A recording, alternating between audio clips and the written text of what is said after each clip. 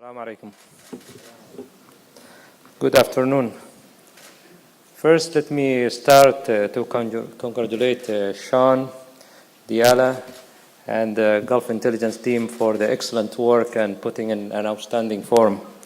Particularly, I've been part and coordinating the first forum with Sean at that stage of time, which I can see the big change and the quality of attendance and the quality of experts been sharing their views today. I feel I'm standing between you and the lunch, and that's the challenge by itself.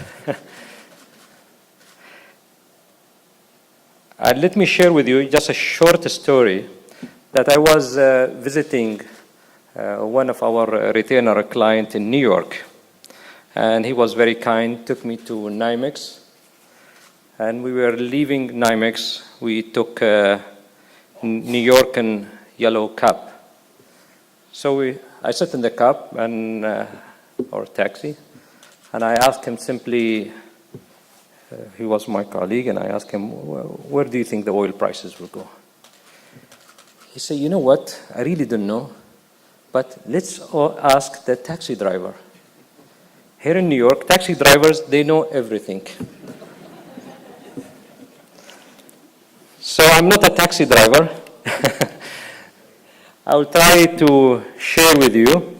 As you have seen, it was a very interesting morning, and instead of summarizing some of the insights, views, I would like to share my observation of the current situation, and certainly a lot of them they've been said already by His Excellency the Minister and Prime Minister Senora. So let me just share with you. The first point to make is that oil is a commodity, but it happened to be a strategic commodity. But it's like all commodities, it's a price flows cyclical pattern. If you look at historical prices adjusted for inflation, there have been long periods in which we saw prices in a range of 20 to 40, followed by a period of 60 to 90, with some spikes above that level.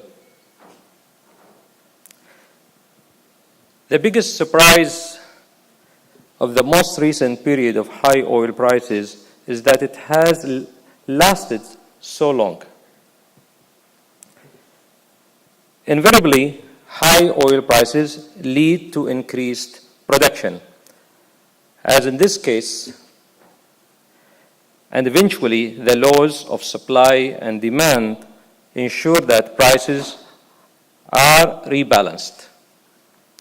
Usually the increase comes from non-OPEC producers, who are often marginal producers and who are driven entirely by price signals. When prices fall, the inefficient and high-cost producers lose out, and efficient producers benefit from reduced costs, while all consumers and the global economy receive a significant boost. The second point to make is that there is an important new element to the oil price equation, and this is the environment.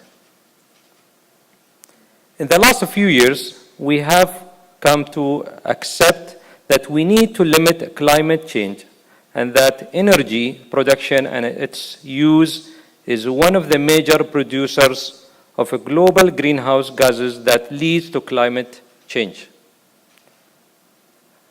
High-cost marginal producers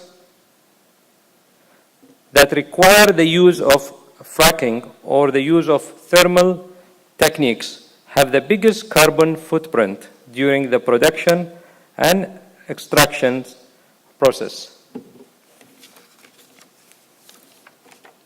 So lower oil prices lead to lower costs for efficient producers, economic benefits for consumers, and environmental benefits for all.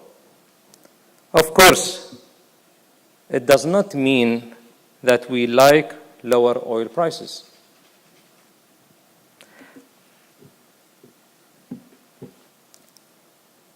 We need prices that provide an incentive to continue investing in a long-term sustainable capacity so that we are well placed when there is a recovery in demand and also if there is a disturbance of supply for any reason.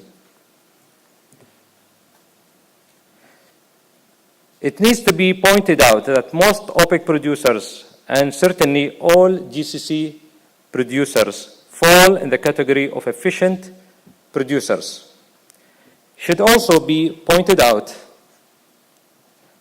that over the last few years, they have kept their production relatively stable. Most incremental production has come from non-OPEC countries, and they will be the first to lose market share. For their part, GCC countries have sufficient financial reserves to be able to weather the current oil prices, knowing that the boost to the global economy will feed into higher economic growth and in turn will lead to recovery in demand for oil and petroleum productions. So, are we happy with the low oil prices? No. We prefer high prices. But are we worried? Again, the answer is no. We are used to cyclical movements. Our economy is strong and will continue to invest at a lower cost. As always, we are in this business for a long haul, ready to supply our customers, and will continue to build an industry that is robust enough to overcome short-term cycle. Thank you very much.